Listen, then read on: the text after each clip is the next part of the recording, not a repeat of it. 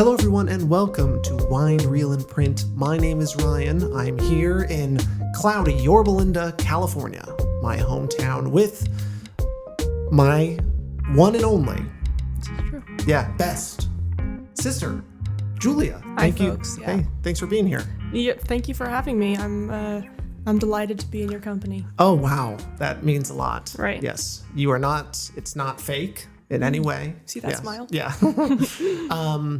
Today we're going to talk about psychological thrillers, kind of through, what was the lens that we had kind of talked about? What's kind of because you study psychology and tell the audience. Right. So I'm in college to become a forensic psychologist. I guess I'm not in college. I finished college. I'm in grad school to become a forensic psychologist.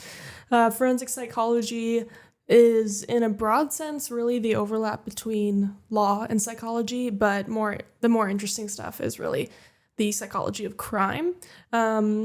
Ordinarily, people think of like Criminal Minds, CSI, things like that. That's not really totally what it is, but I think that could be a piece of it. Criminal profiling is certainly what forensic psychology is most famous for, but it's not really our most practical. It's not what we learn the most often, or what I'll probably be doing with my career. But it's the coolest on camera. Exactly. Yeah. Exactly. That's what most movies that have to do with forensic psychology are about. So. Yeah. And so all of these movies deal with forensic psychology? I would say to some, there can be an argument for all four. If there's really any aspect of crime in the movie as well as psychology. Yeah. That's basically. Yeah, exactly. So yeah. Yeah. So I came to you. We've talked for the last few months and things about like, what are some ideas that we had? Because I know also French stuff is you've seen a lot of French movies, and you like that, and you know the language pretty well. This is true. And I'm not going to put you on the spot. So thank you. You're saved. You have to pay extra. Yeah, exactly. Yeah, to that's hear me for in a different language. We don't have a Patreon yet, but maybe we can do this episode in French. Yes, exactly. So we ended up landing on one of the options was psychological thrillers, or the movies you had presented are some of the ones we're going to talk about today. I guess what for you is interesting about this crop of movies? And I know I threw one in as well, but that was great. But what was kind of the impetus of choosing these three? Yeah, I mean, well, I actually originally went to school for film. That's what I applied to college for everywhere. It was in our blood. Exactly. I thought that's the only thing we could do. So True. Started with that, and then I realized, I did film all throughout high school, and obviously I grew up watching them so much with you guys. My first day of classes, I was like, this really isn't my thing, and I kind of realized the films I loved the most were ones that had to deal with psychological thrillers and forensic psychology. So I was like, you know what? Why don't I just try that? Originally was doing criminal law courses and things like that because I thought that was cool, but I don't want to be a lawyer, and I only liked the forensic psychology stuff. So my path became clear from there, but I have always really loved these movies. It's honestly the main reason that I'm in this field in the first place, so it's kind of cool. Yeah. Honestly, whenever anyone wants me to explain what forensic psychology is, Silence of the Lambs is like the first movie I ever bring up, because most people have seen that and they know what it's about, at least. But yeah, I feel like all of these, I love a movie that takes me on a good journey, and especially one that is thought-provoking in the way that these are. I'm also, a nerd with this kind of stuff, so I really like to see the actual application of, the studies that I've done. And I mean, basically all these characters have a diagnosis they could get. So it's really fun for me to watch. Yeah, because and to say what the four movies are, we have Silence of the Lambs. Right. We have Cure, which is a Japanese film. That's the one I threw in. Yeah. Right. And then we have Gone Girl and Shutter Island. Yeah. And so it's interesting. Shutter Island, I had kind of thought, because we didn't really talk about like why you decided. I thought maybe it was more going to be kind of the application, because I know you've thought about this in your field as well, of like not rehabilitation, but what's the word? Trying to figure out what you can do to help these people. Basically. Absolutely. Yeah. I was watching Shutter Island, being like, this is the worst application of trying Absolutely, like so can you bad, yeah. imagine them doing ridiculous, that to right? try to cure someone? Yeah, It's so cost ineffective as it's well. unbelievable in every Yeah, way. absolutely. But yeah, that was my original. I was like, oh, okay, I Yeah. thought we were going in that direction. But Yeah. I see what you mean. It's very much collecting evidence. Exactly. And we've got, I feel like all 4 of these movies, maybe not so much cure, but they all have, they all deal with a different cluster of diagnoses and symptoms. And so I thought that was really cool. Yeah, I think the one thing that just before we jump into these, I think the one thing that's interesting about Cure is it almost feels like the take a combination a little more so than the other films of like the supernatural into the natural. Sure, because yeah. it's about hypnosis and things like Yeah. that. So also it's kind of like going into, because that film would end up being the jumping off point for Japanese horror. Yeah, When you that's think awesome. of Ring, Yeah, it The makes a lot of Grudge, sense. Yeah. it all kind of comes from that. So that took the genre and then twisted it. Yeah. So yeah, I say let's jump into it. Is there Awesome. one that you'd like to talk about first, or I can lead us? Yeah, you go ahead. Okay, I think we should chronologically, and then we'll finish off with Cure. Awesome. But let's start with Silence of the Lambs, Yeah, because I that's think great. that is the standard setting Absolutely. film. We've done we have talked about it on the podcast before. Okay, cool. It is that good. Yeah, right. We watched it for a Letterboxd Top 250 episode. I'm pretty sure, Nice. where we kind of shuffle 4 of them, and so luckily we were able to land on that. Yeah. I had when I had rewatched it, there was so much I hadn't remembered about it. Sure. Especially like even why the title was what it was. I was like, right? But watching a lot of movies recently, specifically like Long Legs, you see that's like very like Silence of the Lambs coded. Oh, there's so much that is totally can be traced back to that Exactly. I feel like it just dropped a bomb on the genre as a whole. Absolutely. And I'd be curious, how much do you know about like the genre's history at all? Yeah, that's a great question. Yeah. What I know more about is the creation of criminal profiling that has inspired that genre. Oh, okay. So that's a good way direction to go. What is like this? How do you connect that with the Silence of the Lambs? Sure. So criminal profiling, This is awesome. you know, if you think about Mindhunter, have you ever seen that? I have not, but I know what it is. alright. Is it that's Recommend David it. Fincher Yes, show? David Fincher show. Yeah.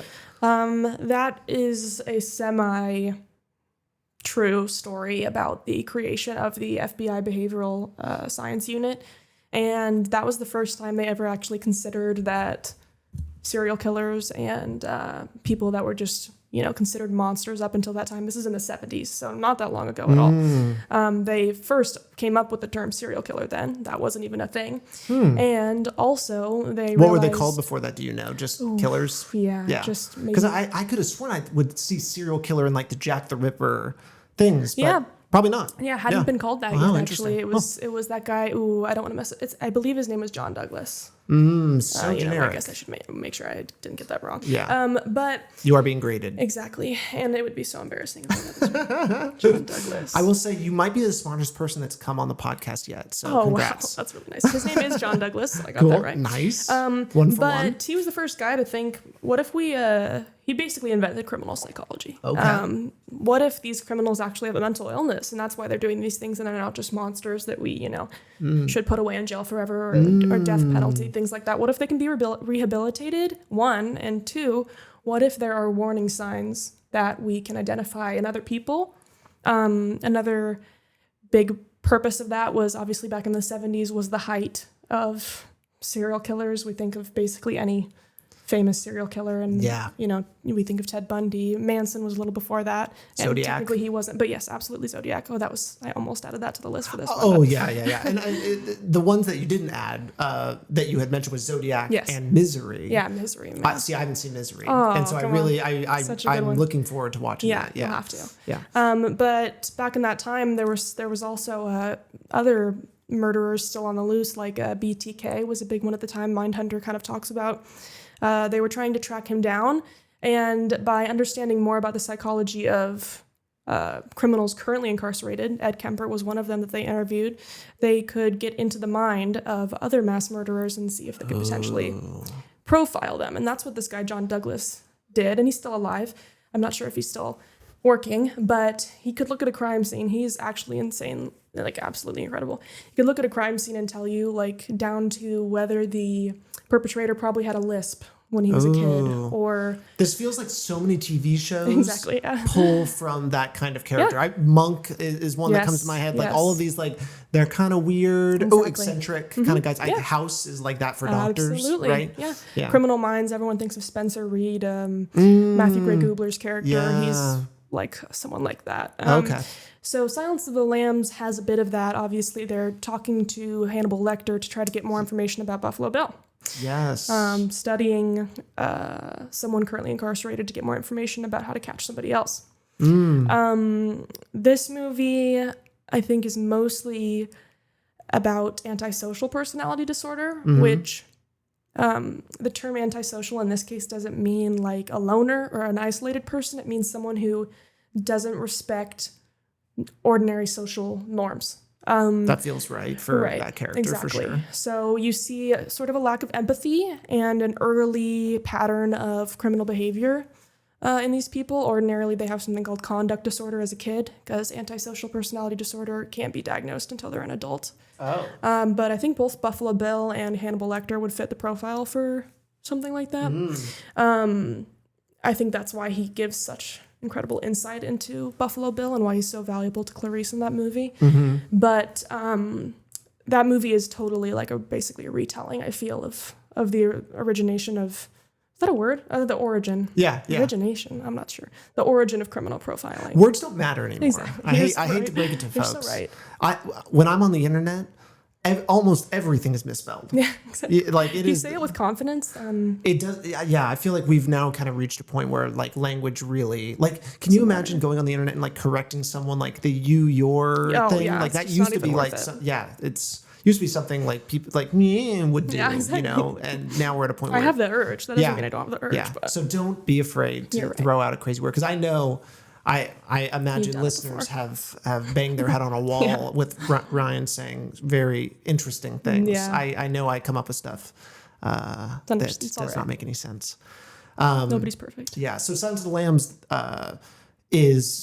was it big for you as well? Like really wanting to do this? Man, absolutely. If I had to track it, I mean, I would say Zodiac was probably the first movie I saw that I was like, what? Like, I just thought that movie was so fascinating. And then Silence of the Lambs, I think, was the next thriller I watched that I was like, God, if I could be her, I would be so, so happy. And, you know, I thought about FBI, you know, growing up too, but you know, you would work on some awful shit. Absolutely. And not awful. And you got to go through camp, and like, I'm not that athletically motivated. So I'd rather be a doctor and just work behind my desk. So yeah, exactly. You're the person that she goes to. Exactly. Yeah. I'll write up the report. Yeah, exactly. Hey, you know, someone's got to do it. Right. Yeah. Respect. But yeah, and her story too, obviously in that movie, I think is special. She has her own trauma that's basically exploited by Hannibal Lecter. That's a really interesting personality disorder symptom as well.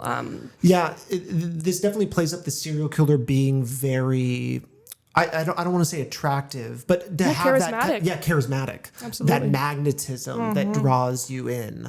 Absolutely. Yeah. So very antisocial personality disorder. Again, also disclaimer, any of these disorders doesn't necessarily make that person a bad person. Yes. Obviously. It's a combination. Obviously, are you familiar with like nature and nurture and that kind of like concept? I definitely the concept on like a broad basic level. Sure. Yeah. It's definitely the case in psychology, and with especially forensic psychology. There could be, 100 people with antisocial personality disorder, and it takes a unique experience, a unique genetic component. You never know what's going to make that person dangerous. But I'm certainly a believer in that anyone can be rehabilitated. Yeah. So The other one that I think of as bipolar disorder Yeah, is one that absolutely. is very misunderstood, and people just think it is Schizophrenia as well. Yeah, Yeah, totally, absolutely. And then you hear people can live with it, and people can live quote unquote normal Right. lives High with these functioning, things, high sure. functioning. Yeah, Right. that's interesting. So with Silence of the Lambs, have you seen any? I know there's like sequels and all sorts of things. Have you I watched have any of not those? seen anything. I haven't watched Hannibal. Yeah. I've heard that is good. I heard the show is good. Mads Sure. Mikkelsen, Yeah, which yes, that's which what I was- respect to Absolutely. the man. And what's that other guy's name? Ooh, I don't know. He was in that Ella plays alongside. Enchanted. That's what I know. Oh, I had such a as crush like on him in that movie. as the prince. Yeah, yeah. he was really cute in that movie. But anyways, yeah, I have not seen any of those, but I really, Yeah. I'd be interested because even thinking about Hannibal when I was driving here, just the character, I was like, what am I going to talk about with him? And I was like, I wish I knew more about his upbringing and all the different. I could have, certainly could have gone much into more depth. But Yeah, it feels like, and I'd be curious your take on this too. It in some ways it feels. It's like having Jeffrey Dahmer TV shows. Yeah, exactly. Like it's very this complicated, man. Yeah, it is. There's something very addictive Yeah. about really analyzing these characters in a way, and I guess it's just like why we listen to a lot of true crime and stuff like that too. Absolutely. There's something about kind of going there. It's 'Cause- escapism. Yeah, in the very like primal sense. It's almost comforting to us to know that there's things that happen that are so out of You think the that's it? ordinary. Yeah. I think so. That's Yeah. kind of my theory, but Yeah. it's like it's just not. It's a break from our everyday life, almost the way that reality TV is, like really trashy. Yeah, Love Island and things like that. I Yeah. love those shows too. But, yeah. they serve a purpose to make us forget about what's going on in our lives, even if they're really dark and terrible. Yeah, yeah, it is pretty crazy. The tidal wave of true crime that has happened over the past, I guess, like decade or so. Absolutely. With like podcasts also becoming. Certainly. Yeah. Such a big thing. And I have definitely listened to those things. Yeah, I feel like and in our can't- family, like everyone is listening to those things a lot. I'm hearing about the Absolutely. next gory Yeah, thing. exactly. And it is, yeah, I get asked this question, honestly, somewhat frequently by people, my opinion on like true crime media. But I'm very particular about what I engage in. Yeah. Like if it's a little too, if the focus is on the criminal rather than the victim, most of the time I don't engage. Yeah. Even when it goes, is something as simple as titling the episode after the victim rather than the killer goes Yeah. a long way for. It's just a very thin line between exploitative and informational. So. Yeah, exactly. And I think you're hitting the nail on the head. That's also what I was kind of getting at with the Hannibal TV shows and Exactly. things like that. It does feel a little exploitive to like show, and he's obviously a fictional character. Right. Yeah. But he is inspired. I mean, we got Ed Gein. There's Yeah. something coming out about him. Ryan Murphy, once again. I don't know Yeah. what his vibe is, but He just wants to hit the money button. yeah, he's certainly doing a good job of that. Yeah, exactly. Yes. But there's certainly an aspect of him that's taken from real people. Yeah. But he is fake. I think Sons of the Lambs has an interesting component that I feel like I've seen in some of the other movies, but is like the injection of sexuality Absolutely. into it, and Yeah. not only into like obviously there's the male female dynamic that is big in this, Yep. but also just the sexual part of it, psychosexual. Yeah, absolutely. Yeah. And yeah, I was just kind of reminding myself about this movie yesterday and reading articles about it and things, and kind of forgot about Buffalo Bill's whole subplot applying for gender reassignment surgery over and over again. Johns Hopkins couldn't pass the psychological evaluations. Yeah. And kind of drove him into committing these crimes. It was not long ago at all. In fact, there's still DSM is it's called the Diagnostic and Statistical Manual for psychology and psychiatry. And that's basically where we get all of our diagnoses and diagnostic criteria. And it gets changed updated, I should say, every few years. And it wasn't that long ago that, homosexuality was in there. And there's still certainly, some very controversial inclusions in there. So. Yeah, I would not be surprised. I mean, it's also, we're living literally in a day and age where transgender people are being exploited and blamed Absolutely. as being Scapegoated. as just being violent Dangerous. inherently, Exactly. which is insane. Unbelievable. And obviously this movie plays into Yeah. that. Yeah, For- absolutely. yeah. For lack of a, yeah. Exactly. It is what it is. Yeah. Yeah. I mean, that's, That's a lot of movies use like the trans character. Exactly. Or people that are just cross-dressing. Yeah. And They're deviant. Exactly. It's a quick also way to say like, oh, they're weird, like weird person, right. you know? Yeah. Kind of break. I'm trying to think of other movies that do that, but I know I've run into a number of them that it's like, oh, that's just a quick way to say. Yeah. By the way, they're creepy. Yeah, exactly. Yeah. Nice. Is there anything more you wanted to kind of say about Silence of the Lambs? I was really on my way here. I was thinking about why Clarice got into the field that she got into, because I've noticed at least people in my cohort, which are people in my classes at school, we all will graduate at the same time in 2 years, and they all have their own reasons for entering forensic psychology. It's usually something personal. They have someone they knew that was incarcerated that was treated poorly, or they have a history in their family of addiction or of criminal behavior. There's usually something personal, and obviously Clarice's dad was a police officer. Clarice went through a lot of trauma, and usually people who went through trauma themselves, I find, go out of their way to get in these jobs to better protect victims, support victims, and there's also an aspect of just wanting to know more about the criminal mind. Yeah. That I think really resonates with people who have had, challenging childhoods and traumatic events. But yeah, my last point was really that I always find it so interesting to hear the individual reasons that people have gotten into this, because there's always there's always a personal aspect. Yeah. I think that's the same with so many different careers. And Absolutely. yeah, I think about therapists. So many of them go through something. Absolutely. Yeah, exactly. Yeah. But yeah, no, that also reminds me, like, Clarice is also just like a totally good character. Yeah. Like morally no flaws. good. There's no like part of her that is doing it like Anti-hero. like the other that part of her is kind of Hannibal. Yeah.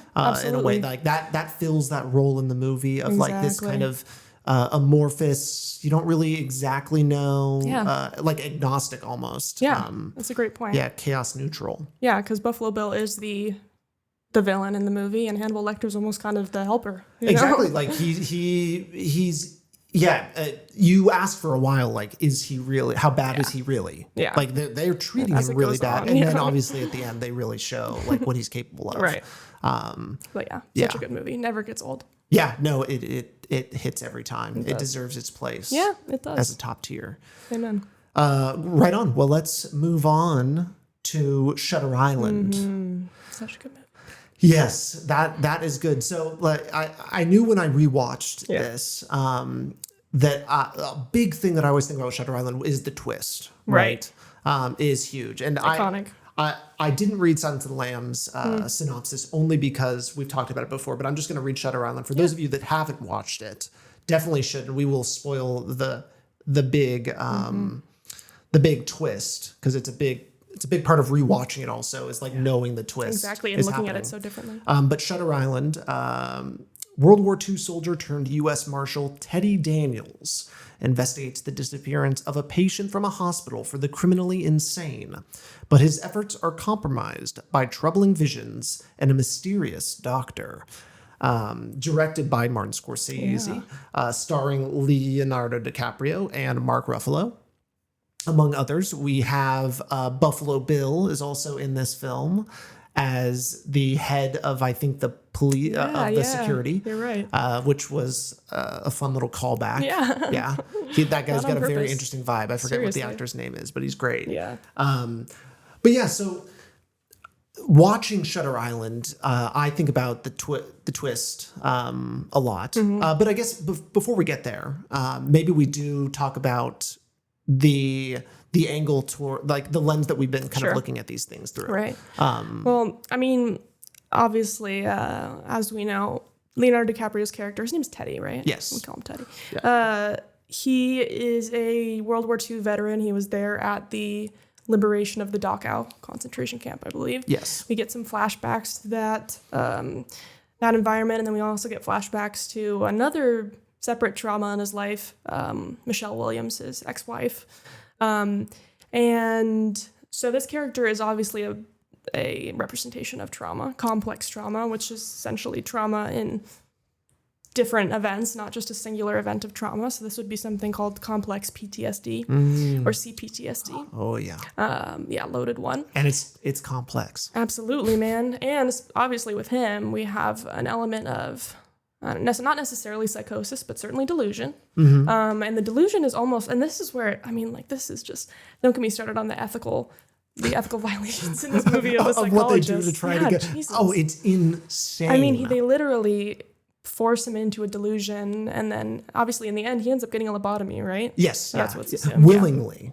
Yeah. He doesn't want to do it anymore. He doesn't want to, because also a big part of this film is that he has basically done everything he can to black out this awful thing. They put it back in front of him again, and he decides he can't live with it, which is very the trauma is too much. Yeah, and Mark Ruffalo is like basically his psychiatrist that's like pretending to be his buddy, and it's like wild. And that's what I do really enjoy rewatching it, because you see everything, and there's obviously a lot of YouTube videos with the Easter eggs in that movie. Of you know, the water in the glass disappearing from Leonardo DiCaprio's angle, because he has like the phobia of water. There's a lot more. There's a lot more than I even realized. Yeah. Okay, yeah. Yeah, there absolutely is. But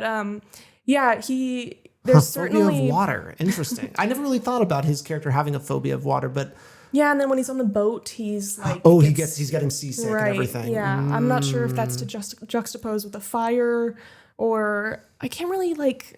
Oh, no. Right. The water, because Michelle Williams drowns his children. He's in there with his children. Right. Okay, that's where that comes. But obviously PTSD is characterized by flashbacks. And there's also the addition of PTSD with features of dissociation, which I certainly think that Leonardo DiCaprio has in this movie. But it's complicated too, because how much is his mental illness and what he's going through versus what a very elaborate nature versus Island. nurture a little bit. It's a little bit like they are fucking him up so hard. Yeah, like poor guy. Yeah, it is crazy. Yeah, so watching it on the second go through and realizing like he is the patient. Everything is changed, and I remember the first time watching it and absolutely being blown away by the twist. And I was a little younger, anyways. But it totally blew my mind. And then watching it again, it feels like all the performances are just leveled, and there's so much depth in everything that you watch. And then you start to realize, like, because I also tried to put myself kind of in the mindset of like, all right, what was it like to watch it originally? What was the intention? How did Marty direct the actors to get them to do like almost like a dual performance? And is it believable on the first go around, or is it really giving away? Because it pretty quickly is revealing that Mark Ruffalo is not a police officer, because he doesn't know how to work his gut to hand his holster off. And you could tell Leo's character is like, kind of side-eyeing him, but then just drops it completely. So it is kind of revealing right off the bat that there's something going on, but whether or not it was that is I guess up for debate. Yeah, and there's something so satisfying about having. I mean, there's just not enough movies that have plot twists like that. You know, obviously we have M. Night. Exactly. M. Night's kind of the one that it's his thing. Yeah. But that was another. I almost recommended that we watch Split for this. And I ended I up saw you were that watching for the first Split. time the other night. I've never seen it. It looks like a cotton candy movie, or it's interesting. I mean, don't get me wrong. James McAvoy gave an incredible performance with what he was given. Yeah, I don't think he half-asses. No, never. That's what I was. Yeah, that's what I was saying. He just gives it his all, and that's like really the most redeeming quality of these movies. But I digress. I have to imagine M. Night is not doing his research on what like. Oh, it was killing me, because in the second movie, the sequel is called Glass. Yeah. And that brings together the whole cinematic universe. Yeah, Unbreakable, Split. Right. Exactly. Yeah. And I think it might have been Bruce Willis's like one of his last movies that he was in. Yeah. But Sarah Paulson is psychiatrist in that movie, and she keeps mentioning the frontal lobe and how the frontal lobe, and I'm like, what is this fascination with the frontal lobe? But it must have been an M. Night, like that's just the one part of the brain he really understood. I'm surprised he didn't go like medulla oblongata, because that's a fun one to say. It is fun to say. Yeah, but he knows the frontal lobe's important, so he ran with that one. Yeah, he A/B tested with audiences, and they understood frontal they got lobe. the frontal. Yeah, they're like, ooh, what's the parietal? Yeah, no. It's too big of a word. Yeah. So big twists, took a big swing. Yeah. It's got all the great makings of a good film. We also have another connection to a movie we didn't get to watch. It was Zodiac. We also have that actor who plays the police officer here, who plays right. What is that character's name? Arthur Lee Allen. Arthur Lee Allen, who maybe Zodiac. Who knows, man? We don't know. There was like an article that came out not that long ago with the supposed. I know. That's been happening kind of recently with different things. Exactly. It's hard to know exactly, because I think that like they're considering it settled now after that. Yeah, and this is the thing. Like, I don't know if you know much about IgG. No, I guess not. Okay, I don't even know what it stands for, but it's genetic genealogy. I don't know what the I is. It's how they solved the Golden State. Yeah, probably international. That's how they solved the Golden State Killer case. And that was. They got it right. Yeah, and that was pretty recent. He was probably going to die with that secret, but he's Crazy. in jail now. And essentially, it's not necessarily only from places like 23andMe, but they can get your like 15th cousin, find their DNA, and see that's resembles the DNA at the scene in some way, and then figure out who the killer is from there. Wow. So Jack the Ripper was, no joke, solved recently. Wow. Because of that, from a shawl from a victim. Oh, yeah, from yeah. that. So I think that essentially if there's DNA in a case, there's the potential for it to be solved. Wow, So it's a big deal. That's really, really crazy. Yeah, and that's another thing too, because sometimes I hear people say like, why are there no more serial killers? And now we have more. We have different threats and more so mass murderers that do it all at once, because obviously technology is much better. Yeah. Science is much better. Genealogy, there's cameras everywhere. Yeah. So serial killing isn't really feasible anymore. And that's why the 70s was just kind of the perfect storm for it. Oh God. Don't want to. Oh, that's awful. We're lucky to be alive. Yeah. With a mother from Northern California, growing up in the 60s and 70s. Yeah, really cool place. Awesome. Yeah. Fun around every corner. Yes, exactly. So that's very interesting, and the Zodiac connection, and it's a good movie. It's a great movie. I like anything else about Shutter Island that you can. No, but it's just extraordinarily unethical. They should be reported to the board. Yes, and I think, I don't know, is Silent of the Lambs based on a book? Yes. Okay, so we've got 3 of these movies based on books. Oh, very cool. Shutter Island was like an airline, or not an airline, but one you'd find in airports, like that kind of read, right? And then obviously Gone Girl. And let's transition over to Gone Girl. God, I could talk about that movie forever. Yes, I just finished rewatching it for like maybe the 4th time before this episode. Nice. It's fresh. Very fresh. I love it. Obviously, David Fincher was made for this. He was. God, yeah. Yeah, and the soundtrack is great too, So and it's really simple in this one. It is. Like I don't find myself going back to listen to this soundtrack versus just like Social Network or Challengers that I love going back to. So it's very subtle. It is. But it does its job. It matches the mood and the energy perfectly. Yeah, such a good movie. I honestly rewatched this.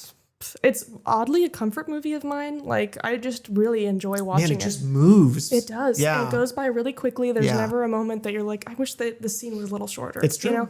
It's perfectly cut.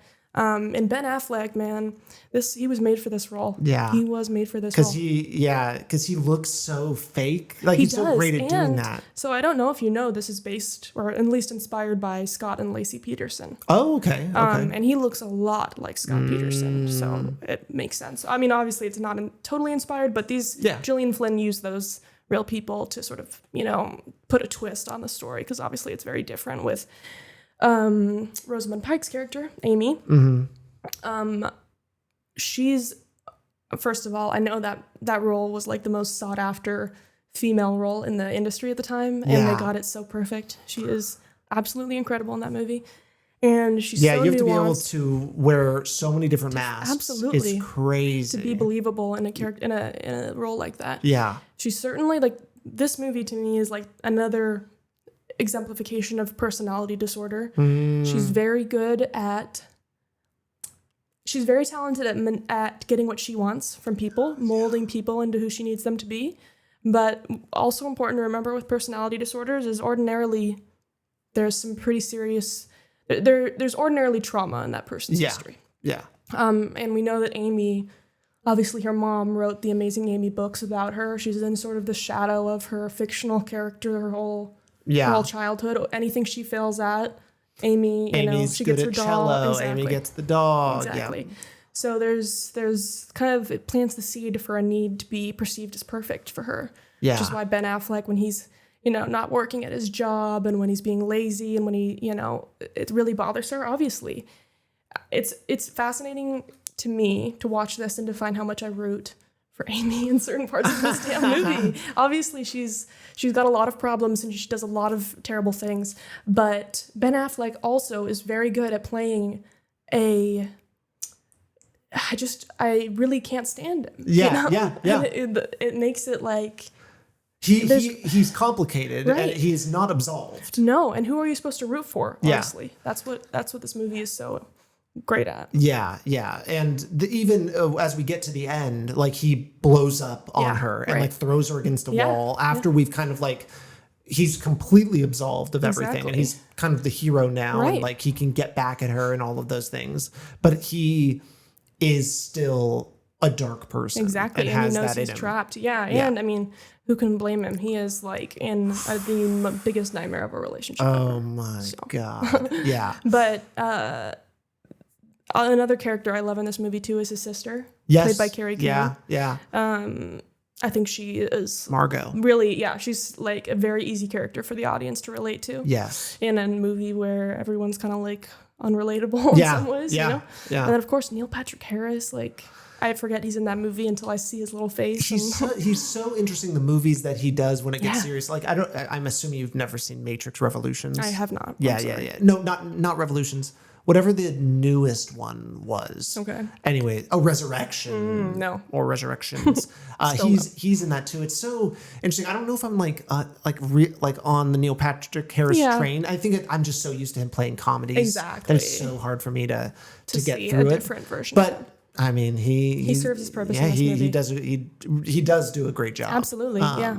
And also is able to play kind of that sinister, slimy character. He's slimy too, but she's slimier. She's slimier, and that's what. Yeah, she's great at pulling the bad things out of people, but then also kind of eventually, obviously, she molds Ben Affleck into like her perfect man. Now she's pregnant with his baby, and they have this beautiful house, and he's finally loyal to her. She got rid of the affair, and everyone pities her. She wins at the end of that movie. And how does Amazing Amy top that? Exactly. Absolutely. Yeah. She's finally perfect. So Yeah. I find that this movie is really the best, like, especially women that I talk to. Just love this movie and love the way that it portrays, female rage, being scorned, a woman scorned. Yeah. But she's certainly not healthy. Yeah, That's important to remember.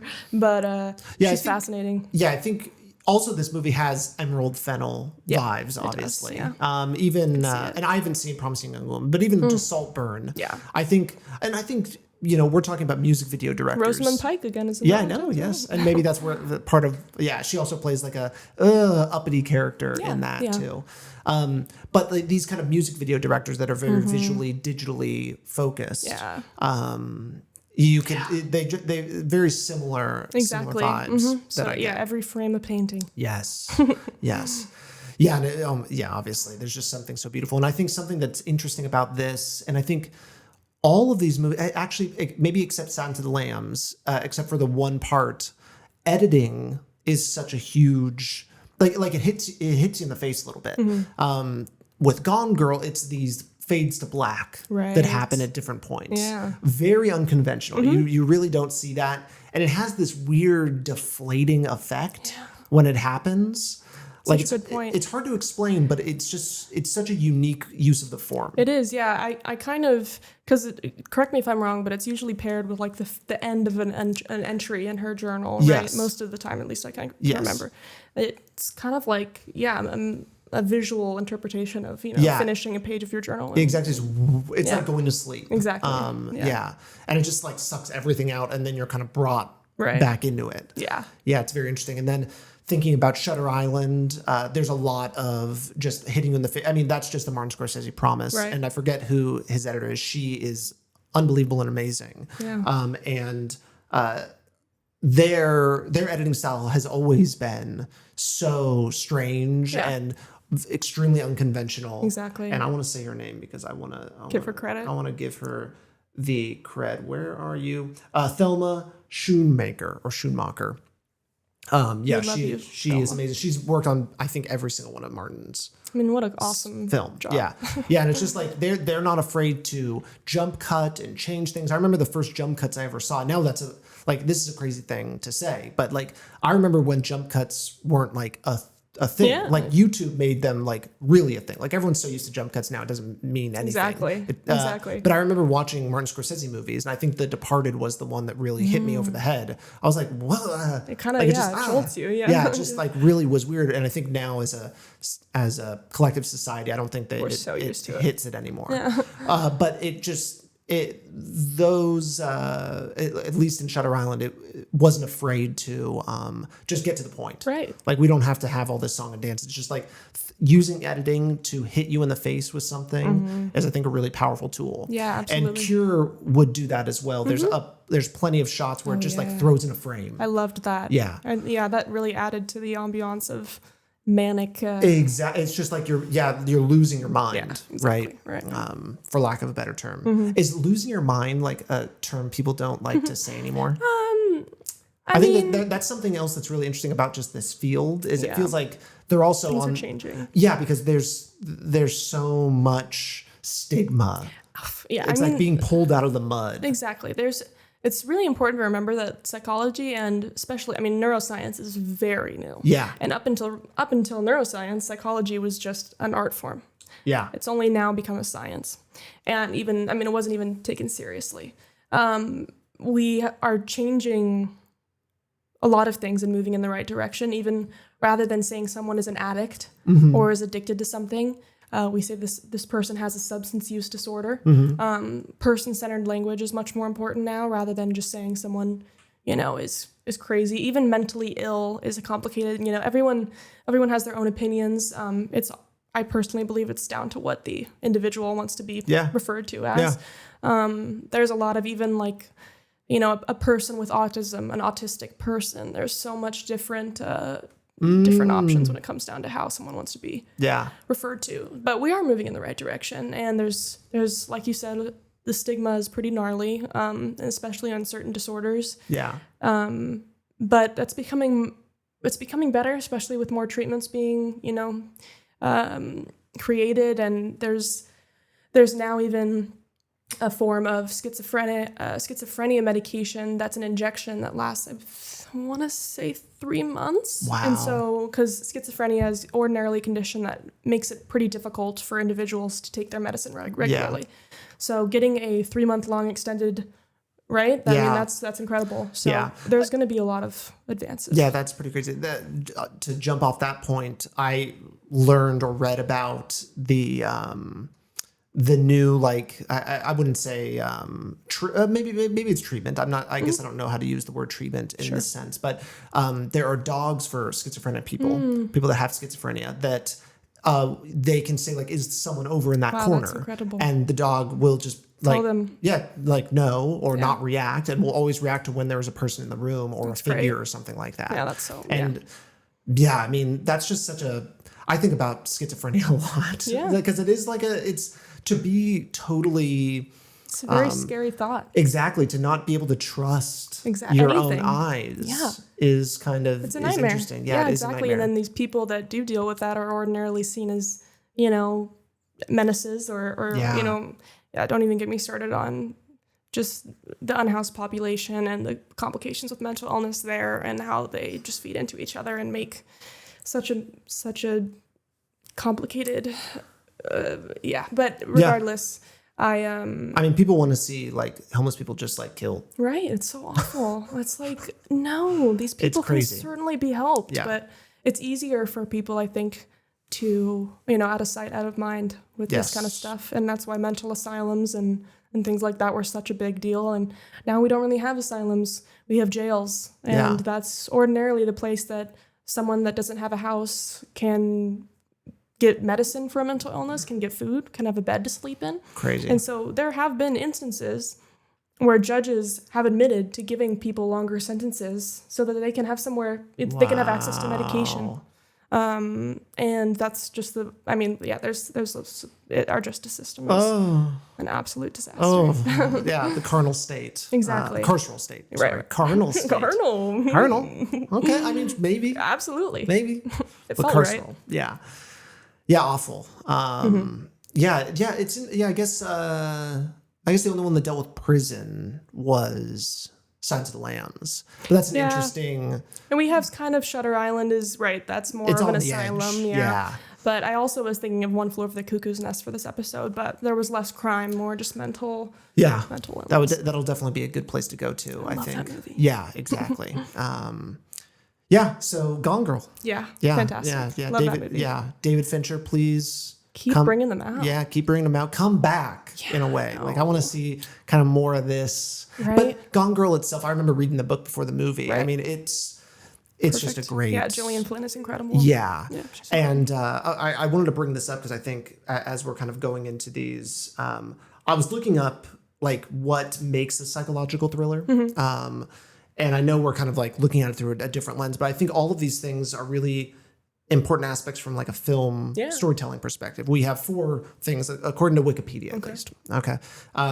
Plot twists, which you can see basically, I think all of them have a plot twist. I'd say so. Yeah. Yeah, definitely. And then unreliable narrator.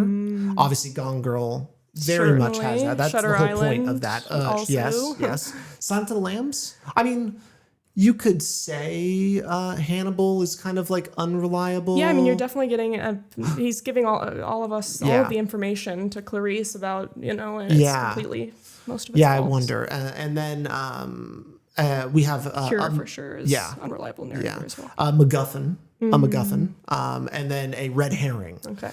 And I had to look up the difference between a MacGuffin and a red herring. Yeah, can you tell me? Yes. Because I was like, I was having a hard time like getting it, but basically... here, I'll read what is on askbib.com, written by T. Walsh, June 8th, 2024. I think this is what I read to kind of better understand it. A red herring is a narrative device intended to mislead or distract the audience from the main plot or the true issue at hand. Oh, okay. So there's probably, I imagine Shutter Island is that, because it's the entire time trying to lead you in a another totally different way. direction. Yeah, so that's more of like a red Gone herring. Girl, I mean, yeah, you definitely have the question in your mind if Ben Affleck Lots is, of red herrings in Gone Girl. It often introduces false clues or subplots that create confusion or divert attention away from the primary storyline. Okay. In contrast, a MacGuffin is an object, event, or character that serves as a driving force for the character's motivation and actions, but lacks intrinsic importance to the plot itself. While a red herring obscures the truth, a MacGuffin propels the narrative forward, facilitating character development and conflict.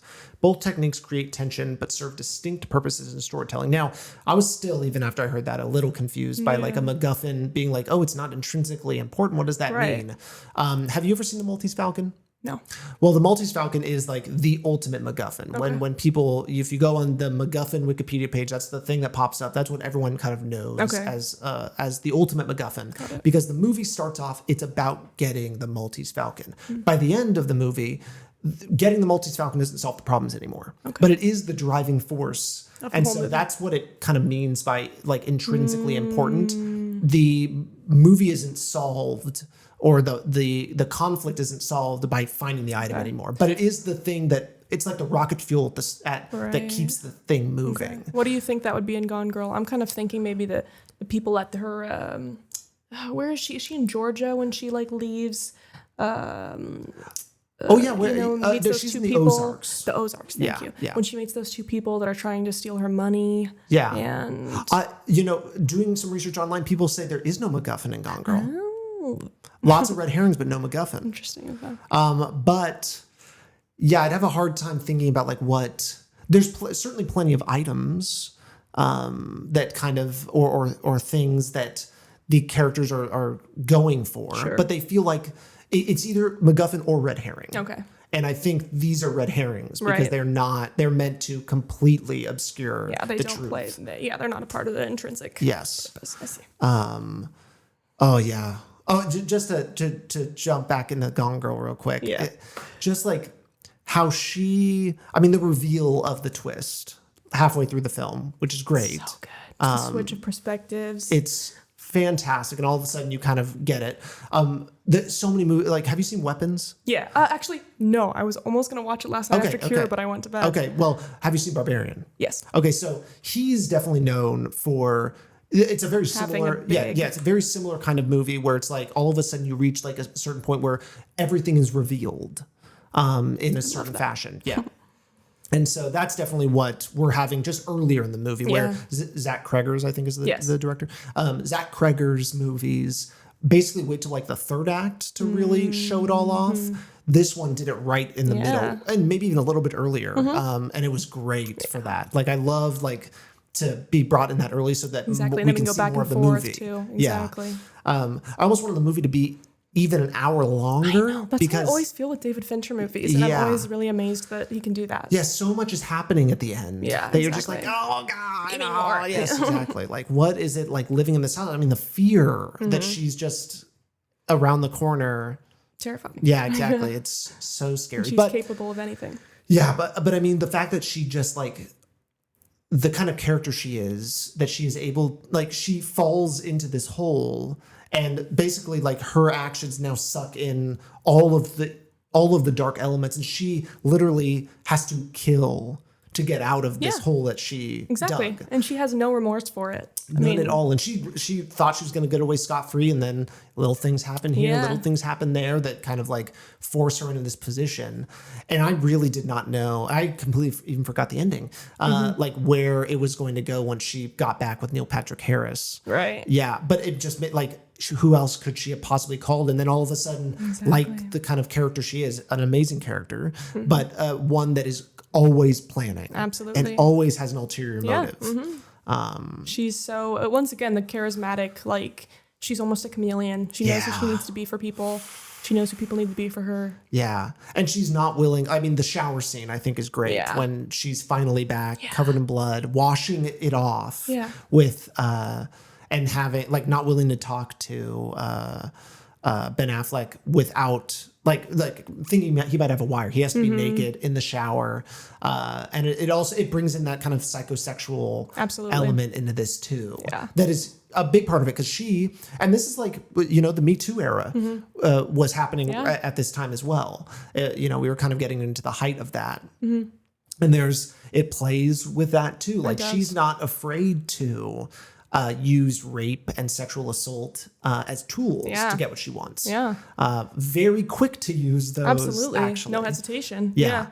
Yeah, that movie too, Gone Girl itself was, I can't remember what the name of there was a case a little bit later that actually ended up being, she really was kidnapped, I believe, this woman, but because of Gone Girl being a thing, she was actually believed to be guilty before being innocent, essentially. So it did some damage in some areas too. But that's awful. Yeah, it is a great movie. Yeah, great story. Yeah, it's so powerful. It is. Yeah, that it affects reality. Exactly. Yes.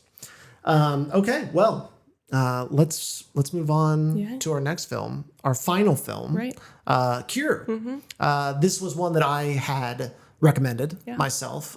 It's one that I'd seen before. I'd been really eager to talk about. I had seen it as a double feature at home, but I watched it with Perfect Blue. I don't know if you've ever heard of that. I haven't seen it, but I have heard of it. Yes. It also can play along these lines. Perfect Blue, also being a Japanese film, specifically a Japanese animated film, anime. that follows it takes place in the 90s too, but follows a pop star that is being what's the word, stalked, and then also being, this is like the beginning of the internet, but also being impersonated online. And so she is like losing her own like sense of self. Wow, as she's watching it. And it's, there are parts of the movie that are horrifying. It is a horror movie. Okay. It is so scary. And so I watched that with this, and I think I ended up on the second go around. It didn't hit me as hard as the first time I watched it. But I think the combination of the two is a perfect shot chaser. That's a good choice. We almost watched Weapons after this last night, and that was going to be a fun back-to-back double feature. Oh, that would be a very fun back-to-back. I was too sleepy. Yeah. But yeah, so Cure. Let me pull it up. I didn't read the Gone Girl synopsis, but I think you guys all kind of get it by this point. Yeah, we basically said the whole story. Exactly. But Cure, a detective starts spiraling out of control when a wave of gruesome murders with seemingly similar bizarre circumstances is sweeping Tokyo. Thank you for allowing an international film in here as well. But yeah, no, as soon as like you had mentioned Silence of the Lambs, my mind kind of went here. Sure. And this film being of a lot of importance. I don't think we've mentioned this on the pod, but it was very influential in being, or did I already say You this? just said it. I said it earlier. Yeah, Okay. it's okay. Yeah. It's So all I right. did. Not only did I say it in the podcast, I said it in the same episode. Yeah. So But 30 minutes prior. yes, exactly. But so you had never seen Cure. I'd never seen it. What was the? Yeah. What did you kind of take from it? The first thing I noticed was how much it reminded me of other stuff. Yeah, and then I had to, because I even got some near the beginning. I got some Shutter Island vibes, but as it went on, it became its own thing, and I really valued that. I liked how explicit it was about the psychology aspect. Yeah. Very heavy-handed. Mesmerism is obviously a real thing. Hypnotism is also a real thing. I'm not sure how I certainly think people are suggestible, but there's no way that you can to do that this. level, No, I would no, not no, say no, so. no No, way. but that's what's cool about it is because you have that, like you were saying, supernatural Yes. aspect that most of these other movies don't really give you. Yeah. But what I liked about this one is that you've got back and forth between the main character. Yeah. And then we have the Maya, is that his name? Oh, yeah, that's a good question. It is yes, Mamiya. Mamiya.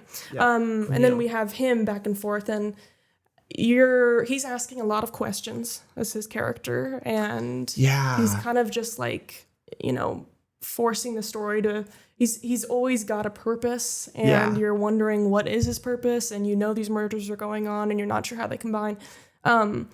I also was curious I was just a little confused as to what the main detectives, his wife was supposedly crazy, and obviously that's a derogatory term, it's supposedly mentally ill, and then I looked it up online, and it said that she had schizophrenia, which I did not pick up there. Did you? No.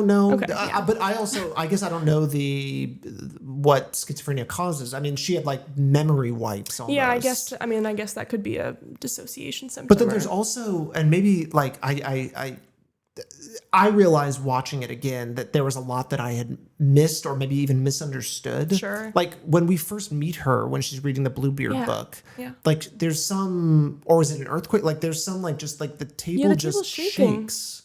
And that happens later too. Yeah. And we always get that shot of the light in the like tunnel, and I'm not sure. Well, the light in the tunnel, like we could ask what it says. I think it's kind of like it's all kind of going into what hypnotism is. Right. Like, and he went to the light in the tunnel because that's where the pipe was taken. The pipe. Yeah, that someone was killed with. But yeah, light is being played with, but then it ends up becoming elements in general, like fire, water. And different things like that. Yeah. That kind of change how it is. But yeah, no, it's very interesting. And yeah, I don't really know what her thing was necessarily. Yeah, she was an interesting side character going on, and she's supposed to be making the main detective kind of, he expresses some resent against her, and he's kind of like his life to him sucks. Yeah, it really sucks. And then he goes home and it's not that terrible, other than the time that she gives him that raw steak, which I was like, damn. Sorry, bro. Yeah.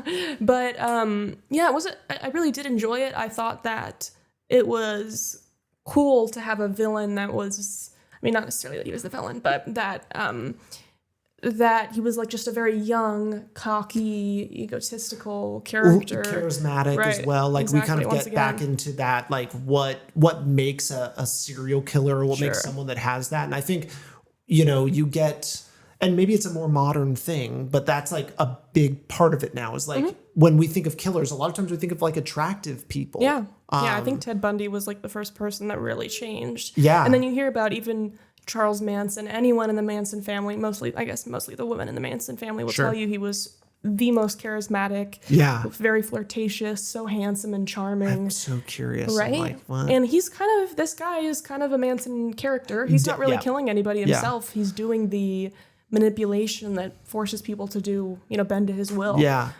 Which I think, once again, this is kind of an antisocial personality disorder type character. But did you see that main detective as like the hero of our story? Or, I mean, what was the role that he was playing, you think, in this movie? Yeah, that's a good question. I think that, I mean, obviously by the end, he is now it. Right, He's now the hypnotist, or whatever you want to say. Exactly. By the end, I think he's flawed. He's like the exact opposite of our Clarice character. Yeah. He is Very vulnerable. Yeah, he reminds me a lot of Al Pacino in Heat, which I don't know if you've seen, but haven't. this kind of like this character that cannot stop. Like the most important thing in their lives. Kind of like Jake Gyllenhaal in Zodiac. Yeah. It's just like, but yeah. I need to watch that again. Does his life like fall apart Yes. because of Yeah. that? Okay, then yes, it's that same sort of thing. It's like they have this drive to do it. Yeah, drives him crazy. Yeah, exactly. They start to like kind of lose their mind. And then in this movie, losing your mind, quote unquote, is exactly what makes you susceptible. Exactly. Like he was the exact kind of person that would he kind of needed. fall into this hole. Yeah. Yeah. That's what was really interesting too, is like the people that Mimiya Yeah. chose to hypnotize. Influence, yeah. And it was people that stuck around through his like relentless questioning and his And were kind. exactly. Yeah. And weren't annoyed by his supposed amnesia. Yeah. And they kind of showed to him that they were moldable. And Yeah. There's a number of points in the movie where our lead, played by Koji Yakusho, who is also in Perfect Days and in Eureka, which is another film we watch on the podcast. Really great movies. Cool. Takabe is his character. Takabe, you're right. But Takabe, multiple times you think Takabe has already been hypnotized. Right. Like there's a few shots like when he is talking to the whole like swath of police officers. And he's like whispering the hypnotist Makabe. I want to make sure I get that right. Mamiya. Mamiya is like whispering in like, can you believe these people, or something Right. like that. And Takabe is just staring straight forward, Yeah. looks hypnotized, but then suddenly breaks and like throws him against a wall. Right. And then that happens again in the jail cell when he Yeah, the he beat water him is out. dripping, and then we think that he's hypnotized, but then we show a shot outside and he just like beat him up. Yeah. Right, yeah. And so there's things like that where it's just like he's like too powerful almost that he can't Resisting, get. yeah. He isn't, but it's addictive. Right. This thing, and he ends up kind of going the long way. Exactly. to And get it. becoming almost like he takes Mimiya's position Yeah. rather than becoming someone that's just hypnotized. Yeah. That also reminded me of a lot of like more recent horror movies, like It Follows. I was just going there. right? Exactly. Yeah, like this passing of the torch. Oh my God. That's what I was just about Almost to like say. we're related. That is so funny. Yes. It's exactly like It Follows Right. in that way. Yeah, that was very satisfying ending. It was, yes. And I'm a fan of the kind of like blink and you miss it kind of endings where it's just like, oh, What happened there? Right. yeah, exactly. But yeah, no, it was so good. And he is finally happy Exactly. as well. Like we just got a shot of his wife. Right. And here's the thing that this movie has that the other ones don't as much. Obviously, Silence of the Lambs gets a little violent there. Sure. And now that Gone Girl does too, but this one, like the scenes of violence are so flat. Yeah. And terrifying. Yeah. And so raw. Exactly. It's just like you're a police officer walking into a crime scene. There's Exactly. It's cold. It's brutal. The shots are very long. Yeah. It's very artistic. The director has another film that came out last year, I think Cloud, that I'm really interested to watch. But another like thriller movie. I don't know if you know either, but the friend of Takube. Like the professor? Yes, he's Takube? a forensic psychologist. Oh, actually? Yeah. Oh, wow. That's what it said on the Wikipedia. Oh, no, so like that's what his character is. That's okay, I thought you were his talking role, about the actor. not the actual guy. Got That'd be cool, though. Yeah. We should get more forensic psychologist actors. Yeah. I didn't realize. I kind of thought he was like a professor friend or something like that. But he obviously worked at a university or something and was like brought in. Yeah, it looked like he was like working at the hospital half the time, and that's how he got like the Takube's wife in to get treated. And then he's also like working on the crime. So that's kind of, he's got like the psychology and the crime aspect. Yeah. There's so many great scenes, like the X's obviously are like the scenes, the things that we see a lot. And like, especially when it's kind of revealed that he has been infected with it. Mm-hmm. And he has the X on the wall. It is, oh my God, it's just so crazy. And it's also is one of those things that you kind of notice a couple times where they realize like, oh no, I lost my mind. Exactly. Like I'm not in control of myself anymore. And it's such a terrifying, like the floor falls out from under you feeling. I think something important too is like we talk a lot in at least in my grad school program about cultural competency as clinicians and taking into account someone's culture. And in places like Japan, where, we think mental illness is stigmatized here. Oh, yeah. Most other countries are even more stigmatized towards mental illness. But I think that's important to think about too. The way that the everybody that commits these crimes is automatically crazy, and there's just it's so unbelievable. He's. That's once again like it's almost a supernatural aspect, but is it just mental illness? And I think this one is more supernatural than mental illness. They certainly don't give our Mamiya any wiggle room to be a redeemable figure. Exactly. I feel like it's like besides the fact that like he's kind of killed and he's not really like he's defenseless. Yeah. That's kind of the only thing. But for the most part, he's kind of just a bad guy. Maybe not even fully in like control, like evil necessarily. His mission is to just like spread the gospel. Basically. Yeah, he's almost just like addicted to doing it. Yeah. And just has this skill.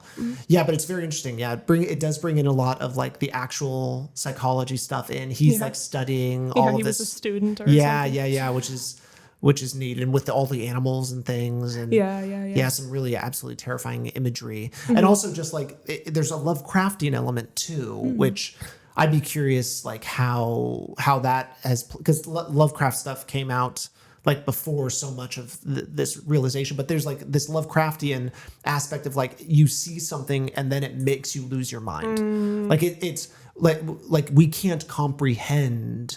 Because in like Lovecraft stuff, there's like Cthulhu. Right. Maybe you've heard of that.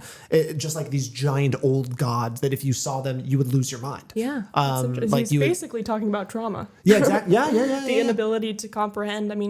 I was even talking about this recently to people, but the things that we're exposed to on the internet now, even in movies, seeing very realistic looking dead bodies is enough to give you trauma. Yeah. We were never meant to experience that on a day-to-day basis. We weren't meant to open TikTok and see someone get hit by a train and things like that. Yeah. So exposure, certainly, traumatic induced disorders are very serious. And I feel like there's H.P. Lovecraft, just looking at when he was alive, 1890 to 1937. This is like Freud time. Yeah. Obviously, he was so influential, and you either love him or you hate him. Yeah. But a lot of these movies deal with, id, ego, superego. A lot of these very, even if you hate him, you got to admit he said some real shit. Yeah, exactly. Yes, he said some real shit. Right? Yeah. But it's just like, yes, like,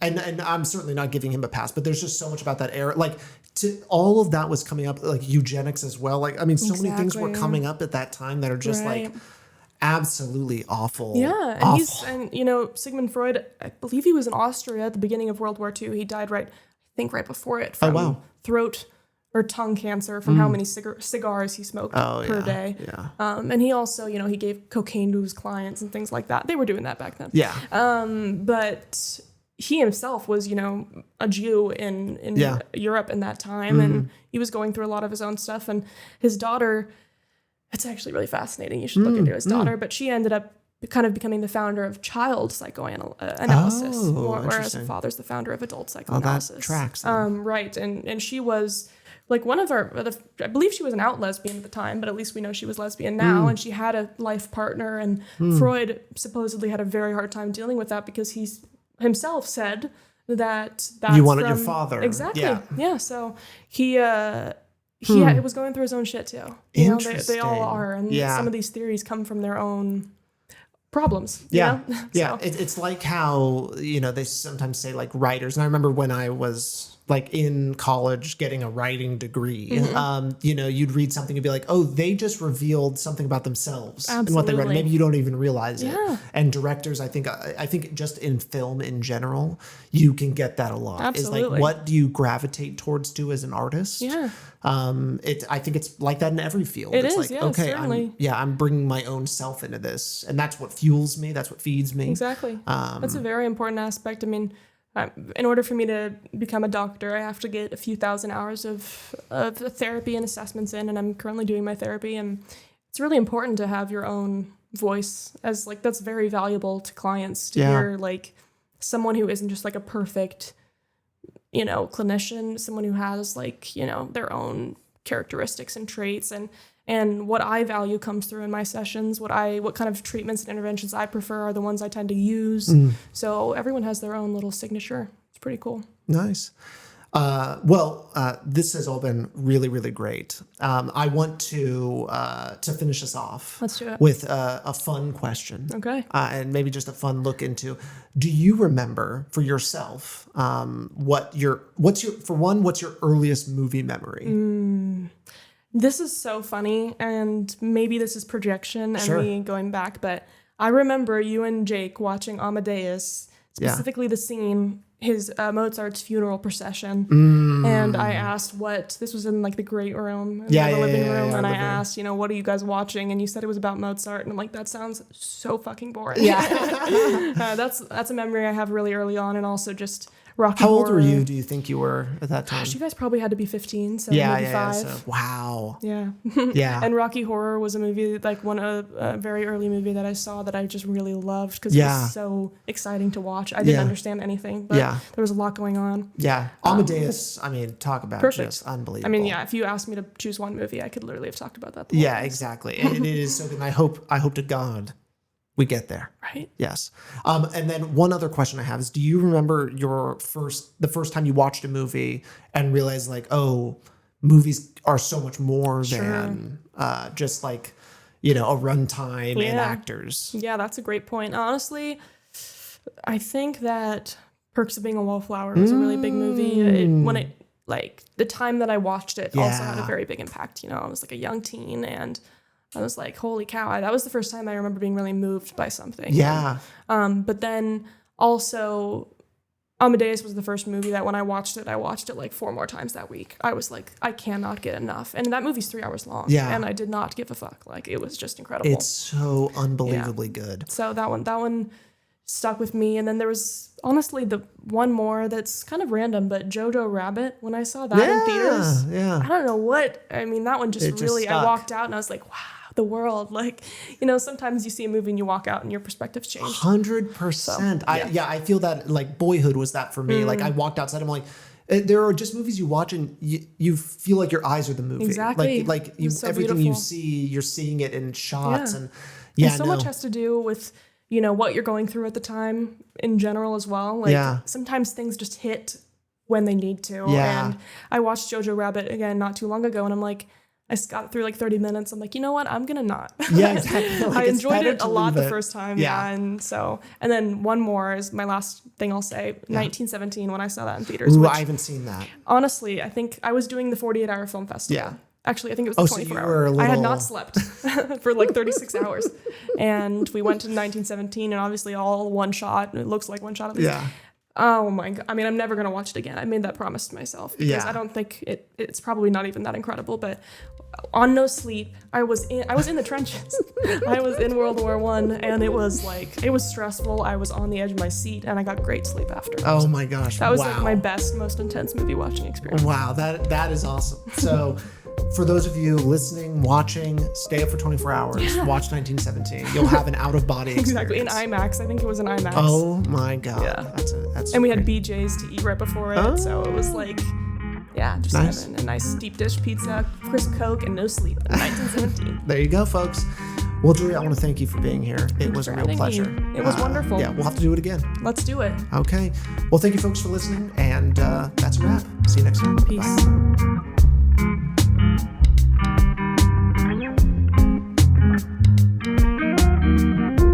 Wind Reel and Print is a podcast by Salad Brain Productions. You can find us on Instagram at Wind Reel and Print Pod. You can also find us wherever you get your podcasts. And please, if you like the show, leave a rating and review. We'll see you next time.